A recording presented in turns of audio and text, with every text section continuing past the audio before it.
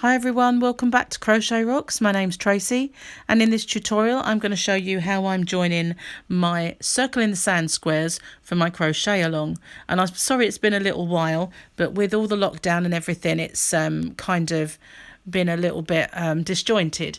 But I have lots of squares. I've got 6 of each of those colours, as you can see.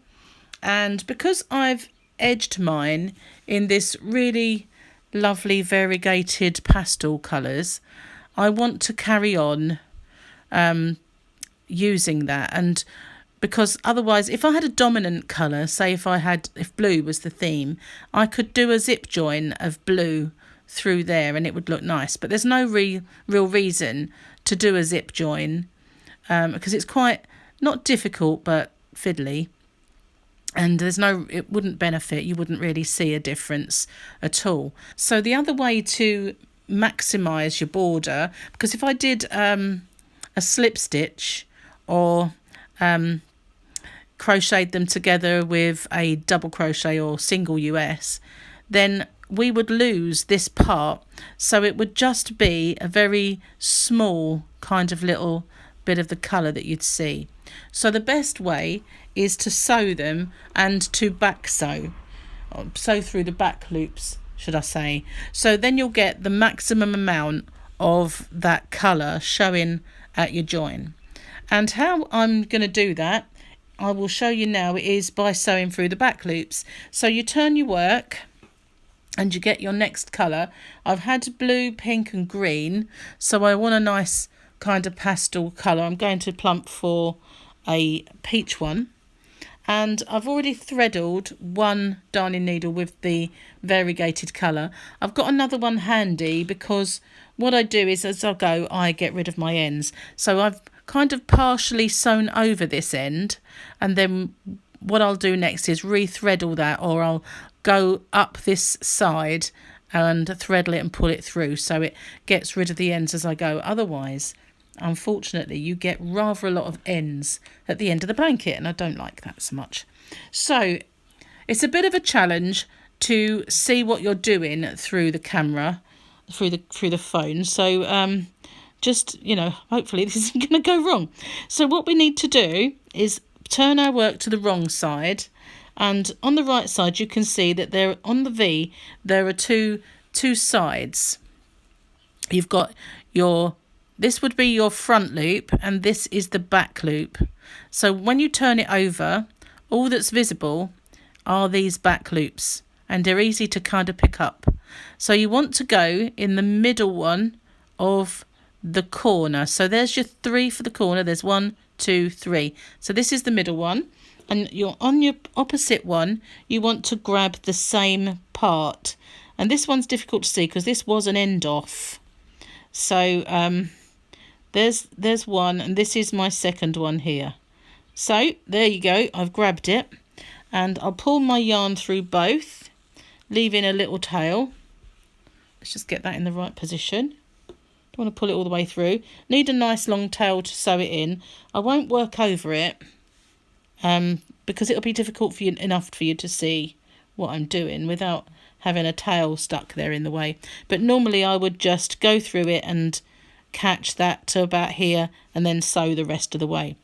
But I'm just going to show you now how I'm doing this. So I'm going to catch this loop here, which is the back loop of my next stitch, and again this is the back loop here of my next stitch. So if I turn it, there you see, there's the front loop right there. Zoom in a bit, can always zoom out again. There's the front loop of both stitches, and my needle is through the back. So if I turn it, I can now sew that. I have to pull it quite slowly because otherwise it curls up a little bit. And with all these colours it is difficult to see, but this one here, sorry I'm zoomed a bit aren't I? This one here is the back loop of the next stitch, and this one is the back loop of the next stitch. So you're just going through those back loops only and sewing it closed. Don't need to pull it tight, just pull it snug, so it just fits, if you know what I mean. So there we are. We don't need to go through anything other. It's hard to see with the camera in the way. I'm sorry. But you just go through. There we go. See, I hate it when that happens. It makes it elongate a little bit, and we don't need that.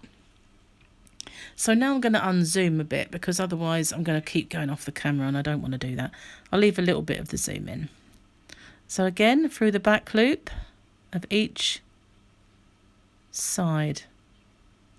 You can get a lot quicker than this, but obviously you won't have an enormous kind of gimbal and camera in the way of your work, and you'll be able to see it nice and clearly.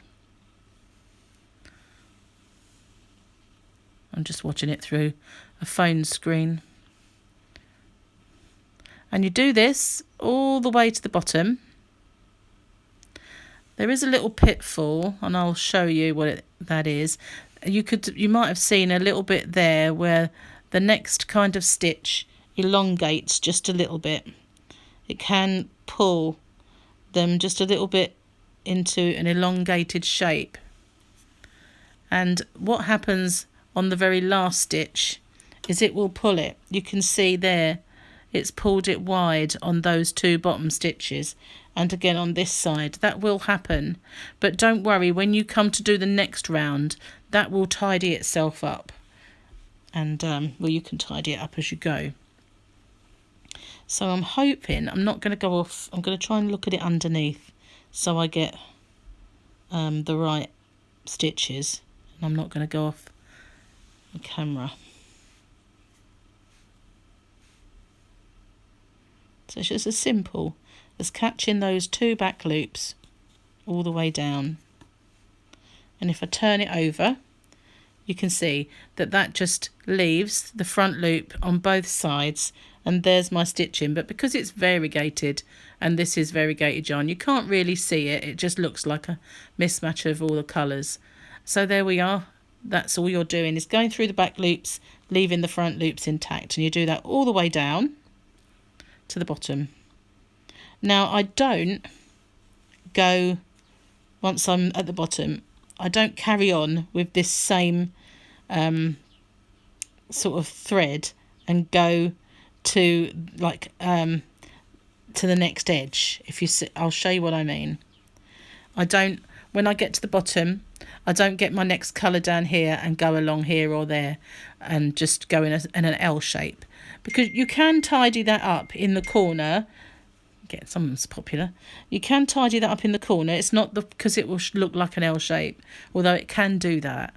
It is purely because once I had a blanket that I'd sewn, where the actual yarn had broken in that one kind of place, but it unravelled a lot of the sides. So this way, if you only do one side at a time and this piece of yarn was to break, it would only undo this section and you could easily repair it.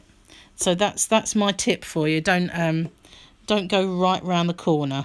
Just stay one little side at a time. The patience will pay off if it ever breaks. If you're washing it or whatever, you know, sometimes it's only yarn after all. It can break. It's not the strongest substance in the world. So let's pull this. There is a danger if you have too much yarn on your darning needle. It will kind of start to twist like that and get caught and tangle. It's my fault for having it too long, really. But it will kind of, let's try and untwist it a bit.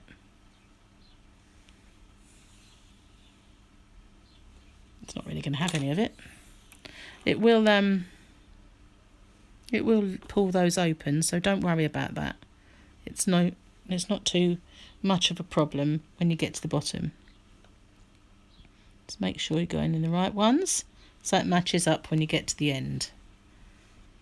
I just did this tutorial, and because I wasn't able to see where I was going because I had the camera in front of me, I'd gone wrong somewhere and the two didn't match up, so I had to undo the whole thing. Start again. Because you don't want a tutorial where you do it wrong and you have to frog it. I don't mind a little frogging here and there.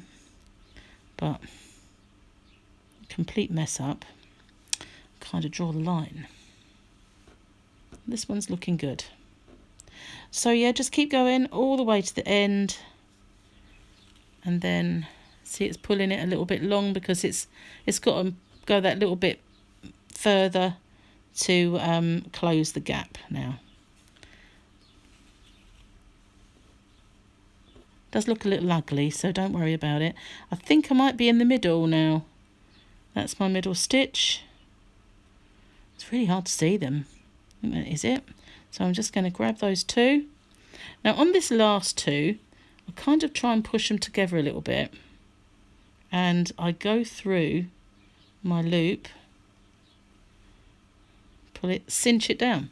So now I'm just going to go through to the other side.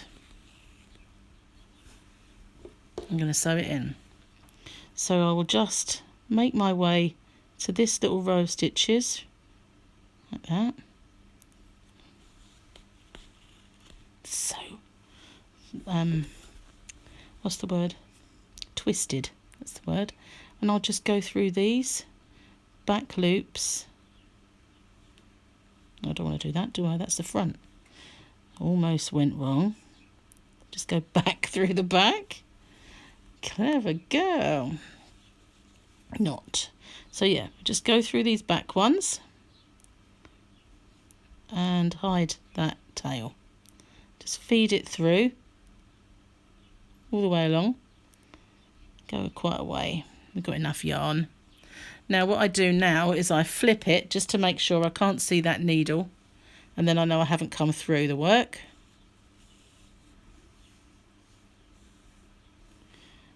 And I'll keep rid of my bunching. It's so annoying. Okay, so that's that one side. And I pull it so it's not tight. And I will go back the other way. Just go through. Don't worry about that, is the back. I don't know why that's looking a little bit elongated. Probably because it's kind of been abused a bit, hasn't it? There we go.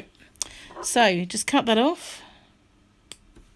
Ready to do the next colour. So as I go, I get rid of all these ends. That's fine, that one's been worked in. And if it hasn't been worked in, I'll sew them in. And all these ends here, like where you've ended off, I'll sew those in as I go. So I've got least amount of sewing. So I'll take care of this end, and I'll take care of all of these before I go on to the next one. But when you come to do this side, let's get one so that you can see. It would be this one probably. And you get to the corner, you just match up again the corner, the third, you know, the middle one of your corner, and keep going in a straight. And then if you get like a little hole here, I would use here I would use my yarn just to close that into a nice, you can see where you're going. So if you've got that one like that, let's get a pink one because that would be the right colour. Not that I'm just being a bit pedantic about my colours. So you just kind of close those up with your yarn as you're doing it. So it's nice and, you know, snug. That's the word I'm looking for. So just keep going in that vein. But always, personal preference of mine is to do one side at a time. Because if I carry on around, then, you know, it's that one time I do where that's the one that comes undone. So thanks for watching, and if you have another way that you want to join your squares, then by all means do. I'll try to keep it, you know, it will pull sort of a little bit in, but I'll try and keep it as even as I can along the sides. Next row we'll pull it into shape even more. So carry on then, do all your joining. And what I'll do, instead of doing the border on this blanket, because it's going to be big, I will make a little swatch and do my border on that swatch so that you can see what the border will look like. And I'll do that in the next tutorial. So thanks for watching, everyone, and I hope you enjoy the cowl. I might try to do a left-hand version of the whole cowl and put that up as well. And when I do that, I always try to put cards in, so that if you needed the right hand version and you're in the left hand, etc., you can just click that and go to the next one. But at the moment I'm busy going through my tutorials, turning them into left-handed ones where I can. So thanks for watching, and if you haven't already, please hit the subscribe button and the notification bell. You'll be informed when there's new videos and blog chats, live streams, tutorials and everything. Thank you very much. Bye for now, everyone.